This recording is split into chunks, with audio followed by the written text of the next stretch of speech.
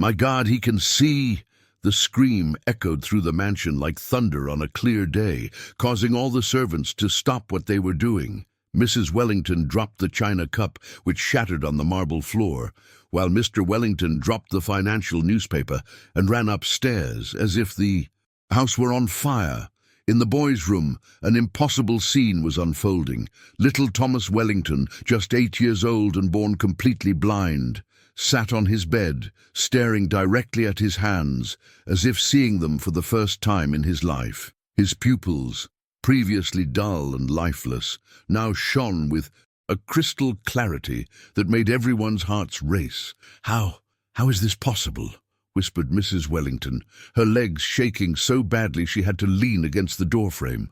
At the center of this miraculous transformation was Clara, a 45-year-old black woman who had worked as a maid for the family for only 3 months. Her hands still trembled slightly, damp from the tears she had used to gently wipe the boy's eyes moments before. "My name is Clara Johnson, and I never imagined that a simple act of affection would not only change that boy's life, but also reveal secrets this wealthy family had been keeping for years. It had all started 15 minutes earlier when Thomas had one of his crying fits. He was inconsolable, screaming that his eyes were burning terribly.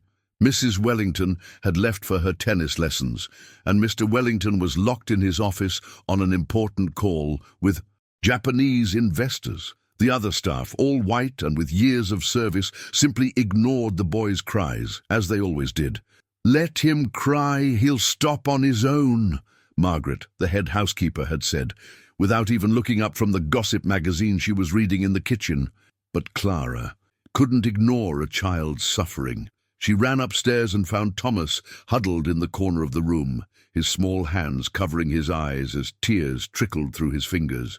Without a second thought, she knelt beside the bed and, with the gentleness of a mother, began to wipe the tears from the boy's eyes with her own compassionate tears. "Shh, my angel, let Aunt Clara take care of you," she murmured, using the hem of her blouse to gently dry the child's inflamed eyes. It was at that moment that the impossible happened.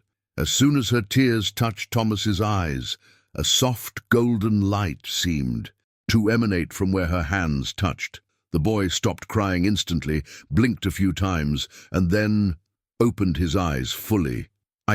I can see you," Thomas whispered, his voice filled with wonder. "You're beautiful, Aunt Clara. You have kind eyes." Now, with the entire family gathered in the room, Clara felt the weight of dozens of gazes on her, some filled with astonishment, others with suspicion, and some filled with a cold anger she couldn't fully comprehend. "That's impossible," murmured Dr. Harrison, the family's private physician, who had arrived within minutes. "I've examined this boy hundreds of times. He was born with irreversible congenital blindness. There is no cure for his condition." Mrs. Wellington slowly approached Clara, her icy blue eyes fixed on the maid. "What exactly did you do to my son?" Her voice was low, controlled, but filled with attention. That made Clara swallow hard. I just cleaned his eyes, Mum. He was crying so much," Clara tried to explain, but the words seemed inadequate to describe what had happened. "Tears don't cure blindness," Mr. Wellington said, his voice sharp as a blade. "I want to know exactly what kind of substance you used on my son's eyes." Thomas, still amazed by his new vision, looked from one adult to the other, unable to understand the tension in the air. "Daddy, Mommy, I can see you. Aunt Clara helped me." But Clara could tell something was terribly wrong. The looks she received weren't of gratitude for a miracle, but of suspicion and fear. Why would a family be afraid of their son regaining his sight? It was then that she noticed something that made her go cold. On Thomas's nightstand, half hidden beneath some braille books, was a small bottle of eye drops. Eye drops, she recognized immediately as her own sister, who worked as a nurse, had mentioned in conversations about dangerous medications some parents used to. Clara felt her stomach churn as the terrible truth began to form in her mind. That boy might never have been born blind. And if you're wondering how a simple maid discovered a secret that could destroy one of the most powerful families in the city, subscribe to the channel, because this story of courage and justice is just beginning. And what Clara discovers next would change everything forever. In the days following the miracle, the Wellington mansion became a silent battlefield. Clara observed everything with ever-increasing eyes, and what she saw made her stomach churn. Thomas, radiant with his new vision, ran around the house, exploring every corner, every color, every detail he had missed during his 8 years of life. But his parents seemed to be in mourning. "We need to get this under control before it gets out of hand," Clara heard Mrs. Wellington whisper into the phone during one of her morning calls. "Yes, I know it seems impossible, but the boy can see. And that Maid, she knows something." Clara pretended to be busy cleaning the hallway, but each word was like a stab in her chest. Why would a mother talk about her son's restored sight as if it were a catastrophe? The answer came 3 days later, when Clara accidentally knocked over a stack of papers from Mr. Wellington's office while cleaning. Among the documents scattered on the floor, her eyes fixed on something that made her gasp. A $15 million life insurance policy in Thomas Wellington's name, with a specific clause for permanent and incapacitating impairment. Her hands trembled as she read the details. The family received $2 million a year in compensation for the boy's blindness. $2 million that would disappear the moment it was discovered that Thomas could see. "What are you doing there?" Mrs. Wellington's icy voice cut through the silence like a blade. Clara turned quickly, trying to hide her panic. "Excuse me, Ma'am. I accidentally dropped the papers and was gathering them up." "Leave these there and go take care of the kitchen," Mrs. Wellington ordered, her blue eyes shining with a coldness Clara had never seen before. "And Clara, I hope you understand the importance of discretion in a house like this." That night, Clara barely slept in her small attic room. Her mind was buzzing with terrifying questions. If Thomas had never really been blind, what had his parents done to him all these years? And why had she managed to cure him simply by cleaning his eyes? The answer came the next morning, when she found Thomas playing alone in the garden. The boy was radiant, chasing butterflies he had never seen before. "Aunt Clara!" he cried out upon seeing her. "Look how colorful the flowers are. I never knew there were so many colors." Clara knelt beside him, her heart breaking. "Thomas, dear, do you remember what it was like before, when you couldn't see?" The boy frowned, concentrating. "I remember everything was dark, and my eyes always burned so badly. Mom and Dad would put medicine in my eyes every morning and every night. They said it was supposed to help, but it always hurt so much." Clara felt a wave of nausea. "And after I cleaned your eyes, they stopped putting the medicine?" "Yes, and now it doesn't hurt at all." Thomas smiled innocently, oblivious to the horrified expression on Clara's face. In that moment, Clara understood the full extent of the monstrosity she had uncovered. The Wellingtons weren't just committing insurance fraud, they were deliberately blinding their own son with some kind of chemical to keep the money flowing. And when her tears washed over Thomas's eyes, they simply washed away the residue of the poison that was being administered daily. "Thomas," she whispered, trying to keep her voice calm, "can you show me where your parents keep this medicine?" The boy led her to his parents' bathroom, where he pointed to a locked cabinet. "It's in there. Dad always gets it first thing in the morning." Clara knew she needed proof, but she also knew she was treading on dangerous ground. The Wellingtons were one of the most powerful families in the city, with political and financial connections that could destroy anyone who dared challenge them. That afternoon, while the family was out at a social event, Clara made the bravest decision of her life. Using a hairpin, she managed to open the cabinet and found the bottle she had seen in Thomas's room. The label was in Latin, but she took a picture of everything with her old cell phone. That's when she heard footsteps on the stairs. Clara? Mrs. Wellington's voice echoed through the hallway. Where are you? Clara quickly closed the cabinet and left the bathroom, trying to appear casual. I'm here, Mum, finishing up the cleaning. Mrs. Wellington studied her with suspicious eyes. I need to speak with you. Come down to the living room. In the living room, Clara found not only Mrs. Wellington, but also her husband and a man she didn't recognize, a tall man in a dark suit with eyes as cold as ice. Clara, Mr. Wellington began, his voice dangerously calm. This is Mr. Morrison, our lawyer. He prepared some papers for you to sign. Morrison slid a document across the coffee table. It's a very generous confidentiality agreement, Miss Johnson. $50,000 in exchange for your absolute silence about recent events in this house. Clara stared at the document, her hands shaking. $50,000 was more money than she'd ever seen in her entire life, but when she looked up and saw Thomas playing innocently in the garden through the window, she knew no amount of money would be worth her soul. And if I don't sign? She asked, her voice firmer than she expected. Morrison's smile was icy. Well, it would be a shame if we found out you were stealing valuables from the house, or if your immigration status were questioned. You understand. Clara understood perfectly. They were willing to destroy her to protect their monstrous secret. But what they didn't know was that a woman who had grown up facing injustice her entire life wouldn't be easily intimidated.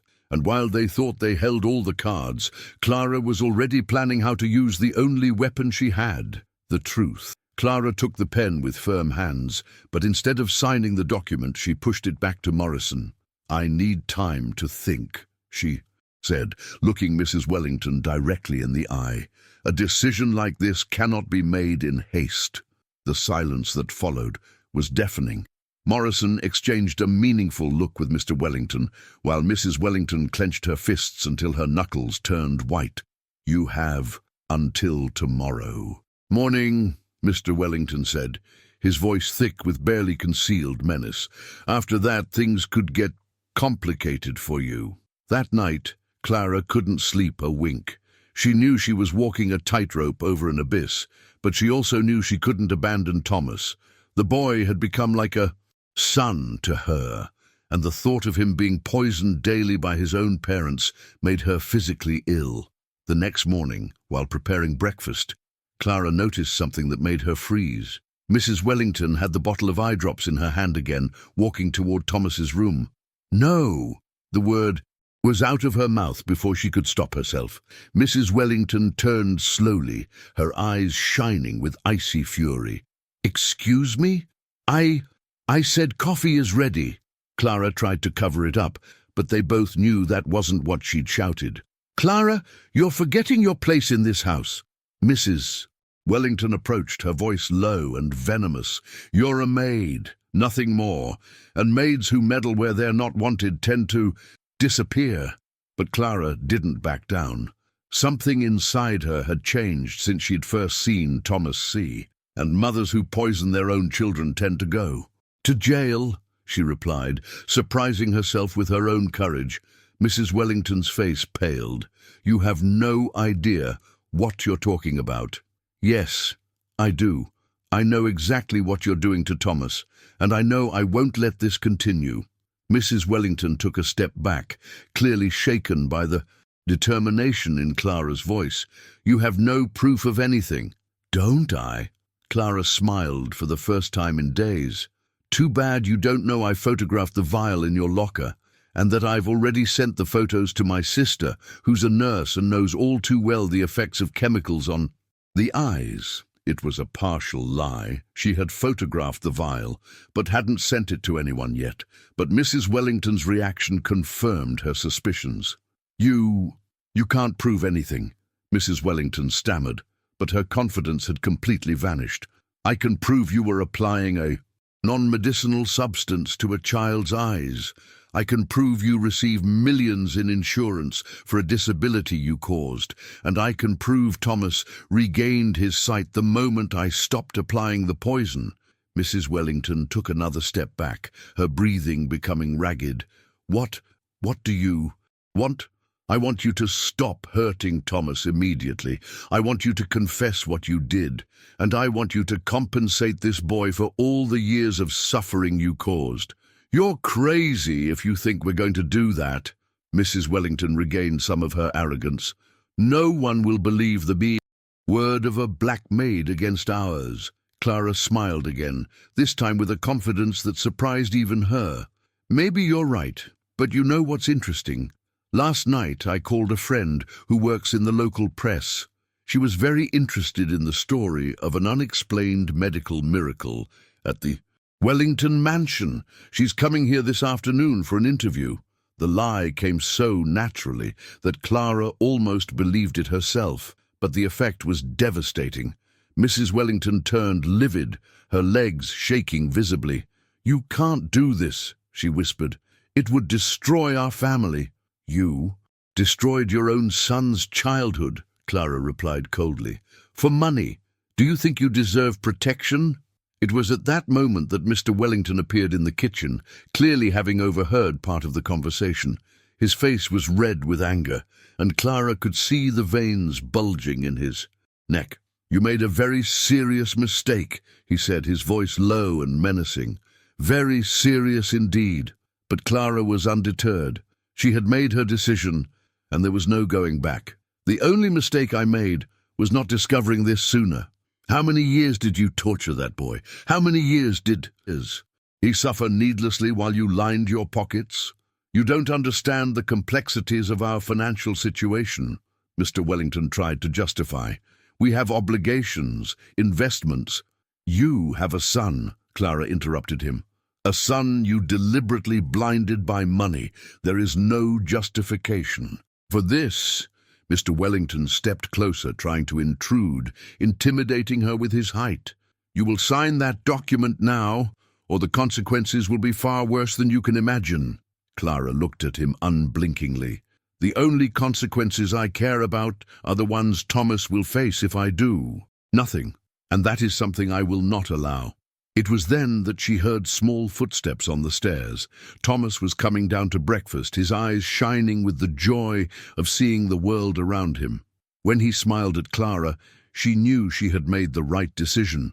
But what she didn't know was that the Wellingtons had resources and connections she hadn't even imagined, and that the war that was about to begin would test not only her courage, but her very survival. 2 hours after the kitchen confrontation, Clara was officially fired.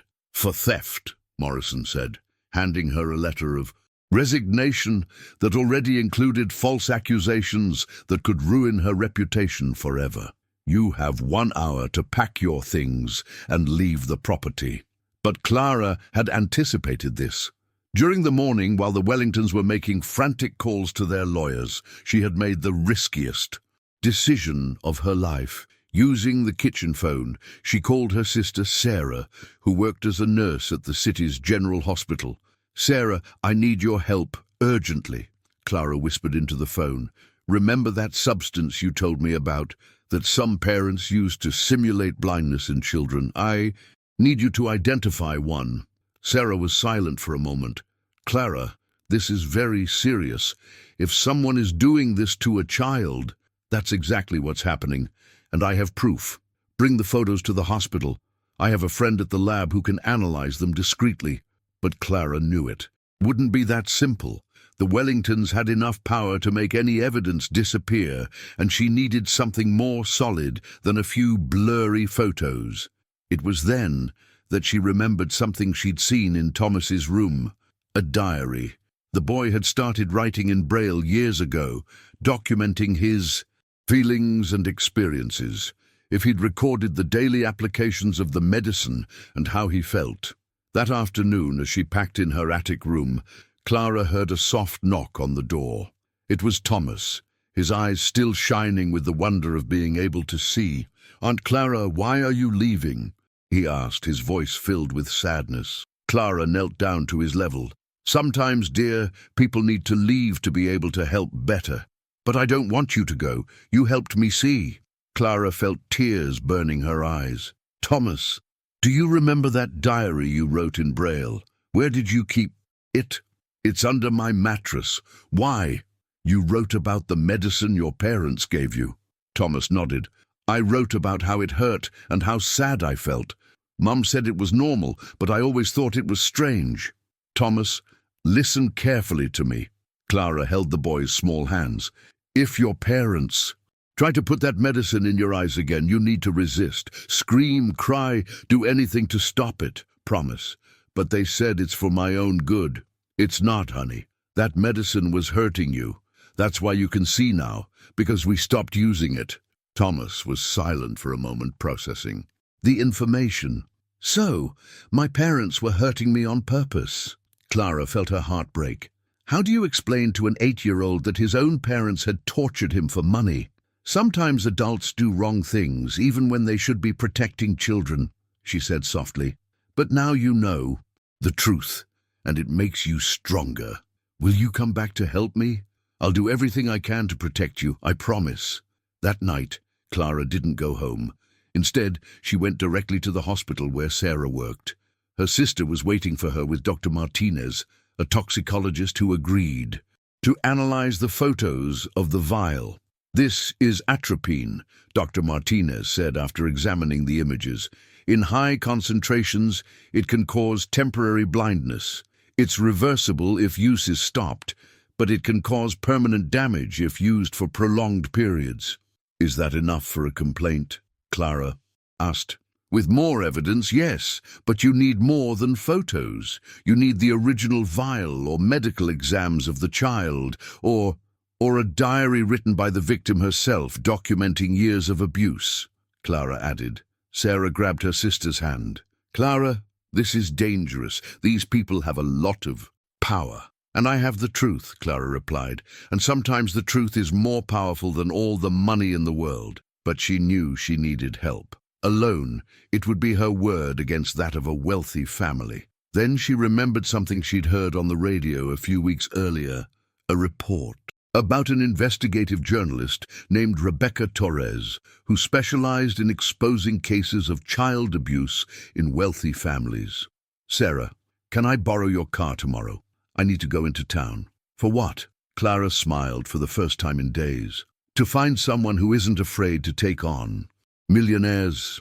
The next morning, Clara was in the local newspaper office, sitting across from Rebecca Torres, a 40-year-old woman with piercing eyes and a reputation for never backing down from a big story.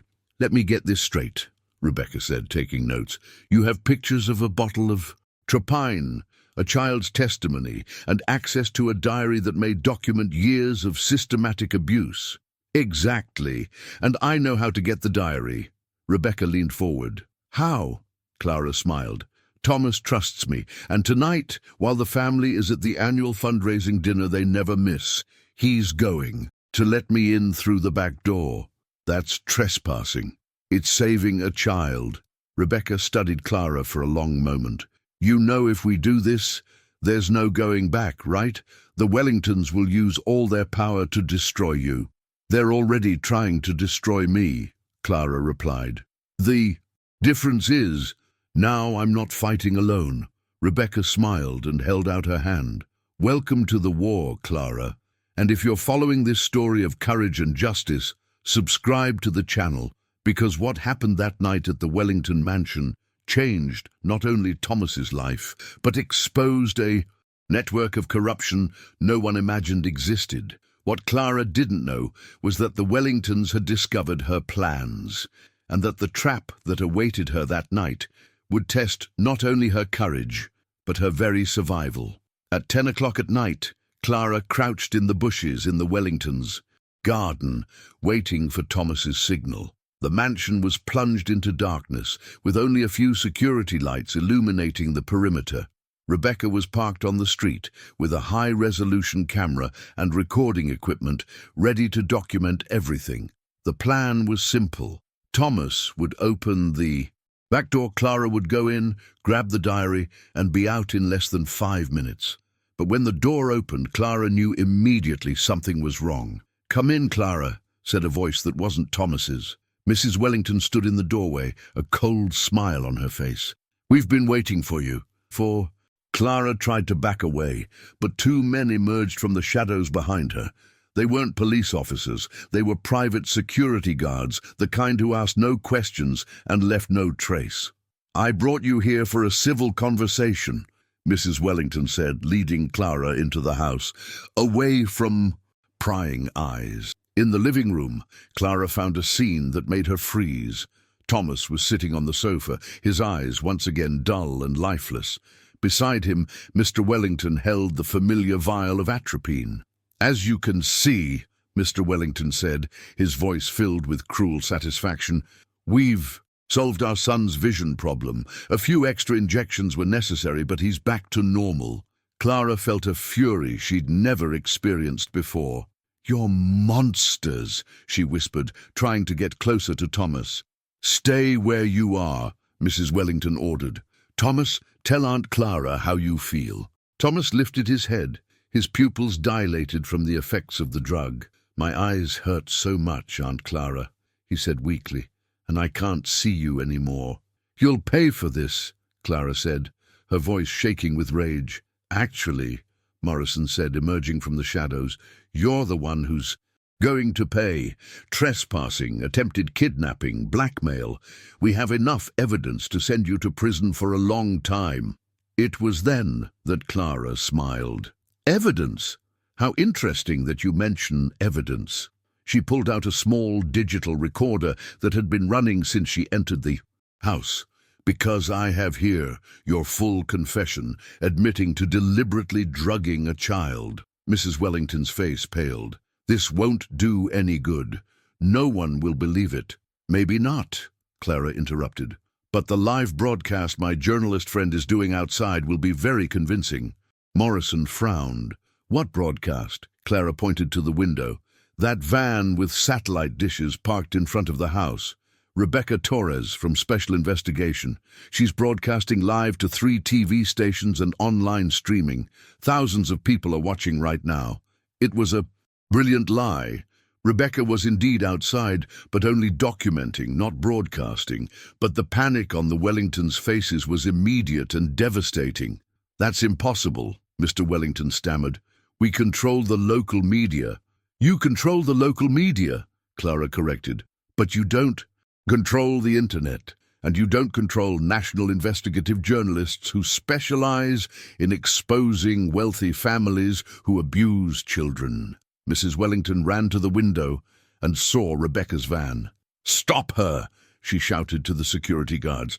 "Too late," Clara said. "The story is already out. Millionaire family drugs, their own son for insurance money." What a headline, don't you think? It was at that moment that sirens began wailing in the distance. Clara had lied about the live broadcast, but she hadn't lied about calling the police. Rebecca had called Child Protective Services as soon as Clara entered the house. "You can't prove anything," Morrison said, but her confidence had completely vanished. "I can prove everything," Clara replied calmly. "I have the photos of the vial, I have the toxicology analysis of the atropine, I have Thomas's testimony from when he could see, and now I have you confessing everything on tape." But the real turning point came when Thomas, despite the effects of the drug, managed to speak weakly. "Aunt Clara, I hid my diary in your room before you left." Clara smiled through her tears. The boy had outsmarted them all, even drugged. And scared, he had protected the most important evidence. The sirens were getting closer as Mrs. Wellington made one last, desperate attempt. "We can make a deal. Money, lots of money. You can have anything you want." Clara looked at Thomas, who was fighting the effects of the drug to stay conscious, and then at the parents who had tortured their own son for years. "I already have everything I want," Clara said. "Justice."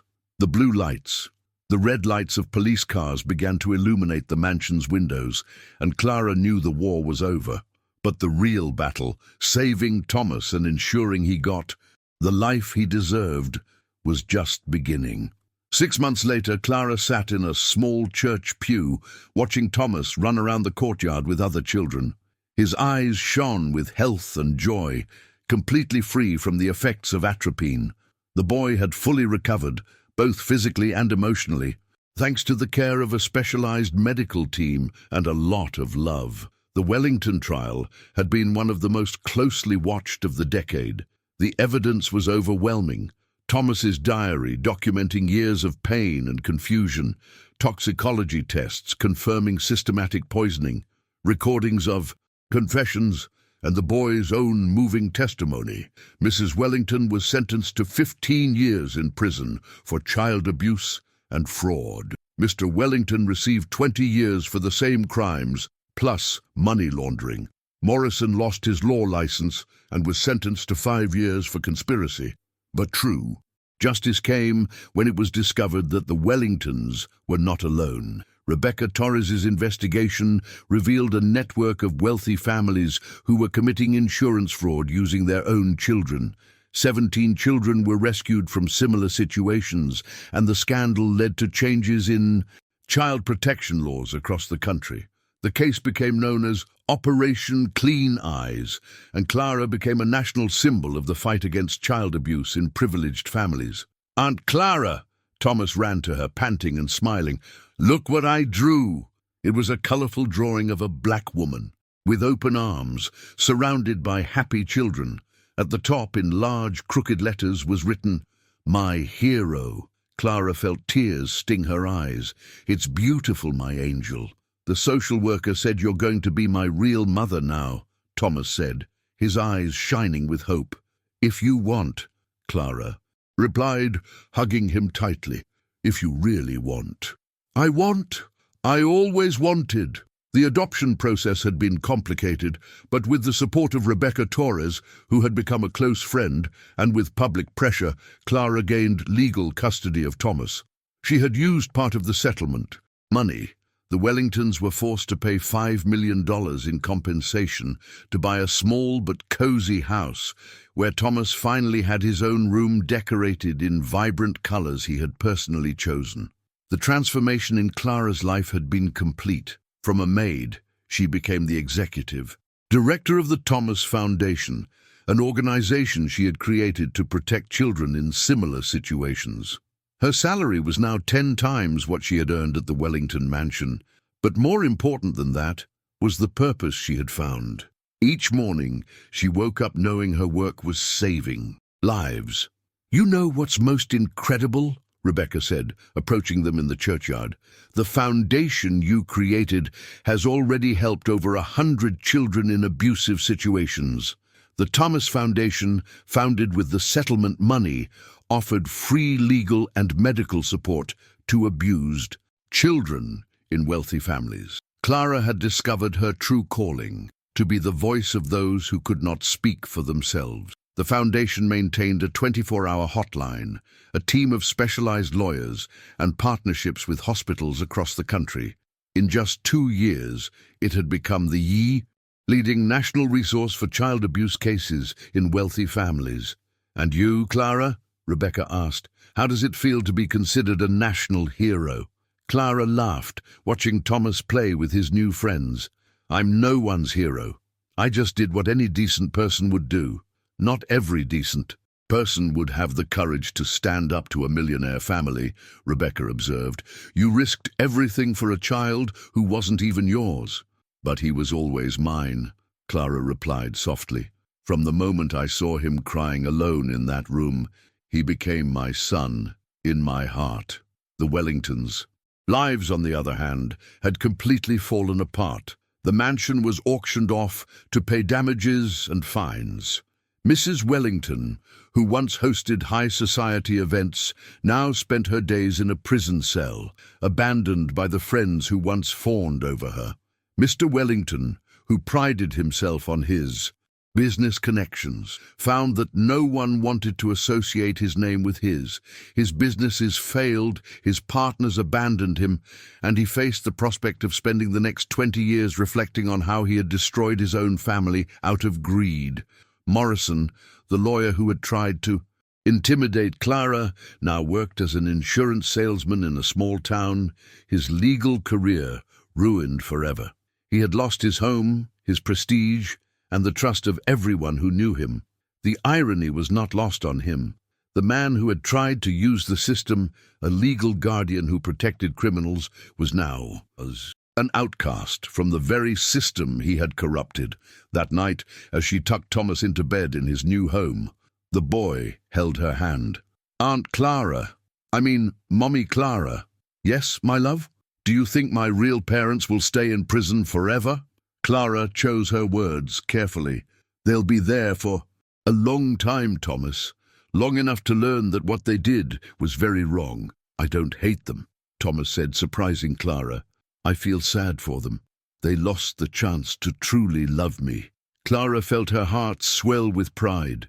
Despite everything he had been through, Thomas had grown up to be a compassionate and wise child. You are a very special boy, she said, kissing his forehead. It's because you taught me that being special isn't about having money or being important. It's about taking care of the people you love. 2 years later, Clara was at Thomas's elementary school graduation, applauding as he received his valedictorian award. Beside her, Rebecca documented everything for a book she was writing about their story. The book, titled Tears That Heal, would become a national bestseller and inspired dozens of others to report similar cases. Do you know what the most incredible part of this whole story is? Rebecca asked. What?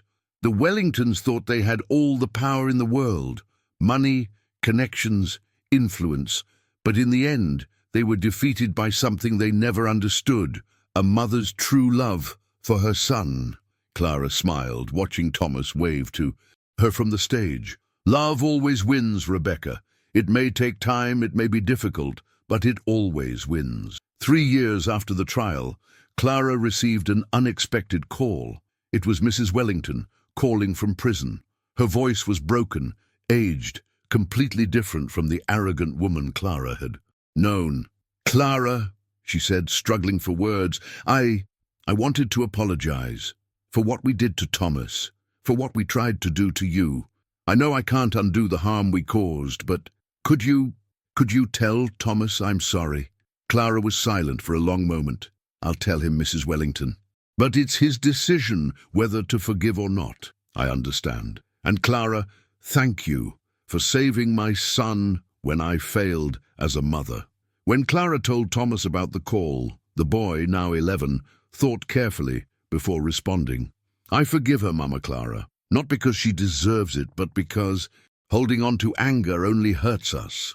That night, as Thomas slept peacefully in his room, filled with books and toys, Clara reflected on the journey that had brought them here.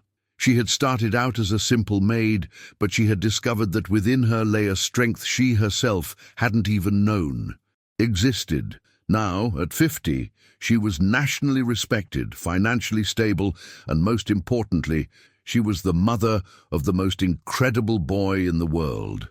The best revenge against the Wellingtons hadn't been seeing them in prison, although that would have been satisfying. The best revenge had been giving Thomas the life he always deserved, full of love, opportunities, and the freedom to simply be a happy child. It had been proving that a black maid possessed more dignity, courage, and humanity than the entire white elite who had despised her. And you, who followed this journey of courage and transformation to the end, remember, sometimes the most unlikely person can be exactly the hero a child needs.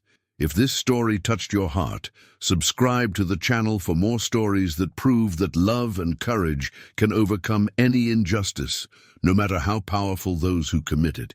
Because, in the end, Clara learned that true wealth isn't found in bank accounts or mansions, but in the ability to look into a child's eyes and see in them the reflection of the unconditional love that only a true mother can offer. And that sometimes a miracle doesn't have to be supernatural. Sometimes the greatest miracle is simply a courageous person deciding to do what's right, even when the whole world is against them.